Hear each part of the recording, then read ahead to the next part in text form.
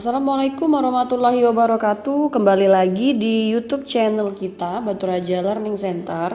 Kali ini kita akan membahas tentang bagaimana sejarahnya tercipta Pancasila. Jadi untuk kali ini kakak akan banyak sekali membahas tentang sejarah lahirnya Pancasila Indonesia, kemudian bisa terbentuknya Pancasila pada saat sekarang ini. Awal mulanya sejarah Pancasila ini berawal dari pemberian janji kemerdekaan kepada bangsa Indonesia oleh Perdana Menteri Jepang. Jadi pada saat itu Perdana Menteri Jepang adalah Kuniaki Koiso pada tanggal 7 September 1944. Jadi pada tanggal 29 April 1945, pemerintahan Jepang membentuk BPUPKI atau Badan Penyelidik Usaha-Usaha Persiapan Kemerdekaan Indonesia. Jadi, tujuan dibentuk BPUPKI ini adalah untuk mempelajari hal-hal yang berhubungan dengan tata pemerintahan Indonesia merdeka. Nah, pada awalnya BPUPKI ini memiliki anggota sebanyak 70 orang dan 62 orang Indonesia,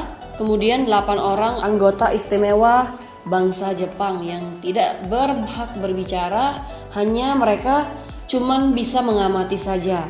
Kemudian ditambah dengan 6 orang Indonesia pada sidang kedua. Jadi, sidang pertama dilaksanakan pada tanggal 29 Mei 1945 sampai dengan 1 Juni 1945.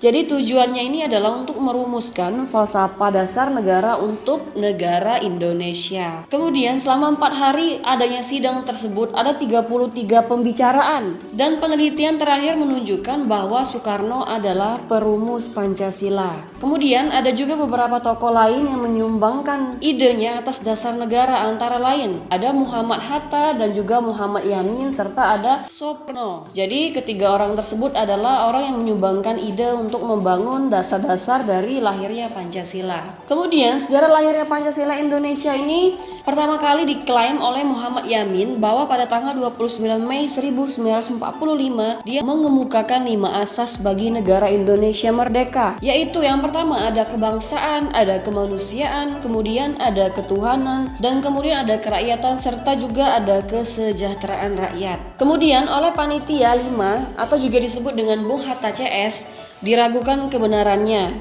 Jadi di sini ada sebuah arsip menurut A.G. Pringgoditgo dan arsip menurut A.K. Pringgoditgo yang telah ditemukan menunjukkan bahwa klaim Yamin tidak dapat diterima. Jadi pada hari keempat Soekarno mengusulkan lagi 5 asas, yaitu kebangsaan Indonesia, internasionalisme atau perikemanusiaan. Kemudian ada juga persatuan dan kesatuan, dan juga ada kesejahteraan sosial. Terakhir juga ada ketuhanan yang Maha Esa. Jadi itulah 5 asas yang dikemukakan oleh Insinyur Soekarno. Kemudian 5 asas tersebut diberitahukan oleh Insinyur Soekarno dinamakan dengan sebutan Pancasila.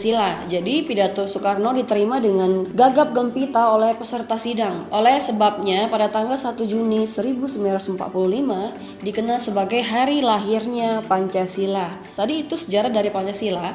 Kemudian pada tanggal 17 Agustus 1945 setelah upacara proklamasi kemerdekaan datang beberapa utusan dari wilayah Indonesia bagian timur. Nah, beberapa utusan ini yang pertama itu ada nama Samratulangi, wakil dari Sulawesi. Kemudian yang kedua ada Hamidan, wakil dari Kalimantan. Kemudian ada I Ketut Putja, wakil dari Nusa Tenggara, dan yang terakhir Tuhar Hari, wakil dari Maluku. Jadi mereka berempat ini semuanya berkeberatan dan mengemukakan pendapat tentang bagian kalimat dalam rancangan pembukaan Undang-Undang Dasar. Jadi kalimat tersebut merupakan sila pertama Pancasila, sebelumnya yang berbunyi ketuhanan dengan kewajiban menjalankan syariat Islam bagi pemeluk-pemeluknya. Kemudian pada sidang PPKI 1, yaitu pada tanggal 18 Agustus 1945, Bung Hatta memberikan usul untuk mengubah kalimatnya menjadi ketuhanan yang Maha Esa. Namun sebelumnya Bung Hatta telah mengkonsultasikan kepada 4 orang tokoh Islam, yaitu yang pertama ada